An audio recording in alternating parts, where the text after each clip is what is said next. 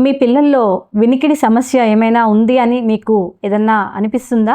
అది ఎందుకు వస్తుంది, దానికి ఏం చేయాలి అనే దాని గురించి ఇప్పుడు మనం మాట్లాడుకుందాం. నమస్తే, నేను మీ డాక్టర్ నారా స్వాతి. పిల్లల్లో వినికిడి సమస్య అనే దానికి చాలా కారణాలు ఉంటాయి. పుట్టిన పిల్లల నుంచి కూడా మనం దీన్ని గమనించవచ్చు. అప్పుడే పుట్టిన పిల్లల్లో గనక మనం గమనిస్తే ఒక్కొక్కసారి ఈ చెవు తయారయ్యేది కూడా సరిగ్గా తయారవకుండా ఇదంతా క్లోజ్ అయిపోయి ఉండొచ్చు. దాని వల్ల కూడా మనకి సిగ్నల్స్ అనేవి లోపలికి వెళ్ళవు. దాని వల్ల కూడా వినికిడి అనేది సరిగ్గా ఉండదు. అలాగే కొన్ని జెనెటిక్ కాజెస్ ఉంటాయి. దాని వల్ల కూడా పిల్లలకి వినికిడి సమస్య అనేది రావచ్చు. అలాగే మనకి పిల్లల్లో గనక చూస్తే చెవి ఇన్ఫెక్షన్స్ లేదా చెవులో వ్యాక్స్ అంటాం కదా, గుబిలి, అది ఉండటం వల్ల కూడా వీళ్ళకి వినికిడి అనేది ఒక్కోసారి తగ్గొచ్చు. మనం గనక చూసుకుని ఉంటే కొన్నిసార్లు ఇంట్లో వాళ్ళు చెవులో నూనె పోస్తూ ఉంటారు. అలాంటివి చేయకూడదు.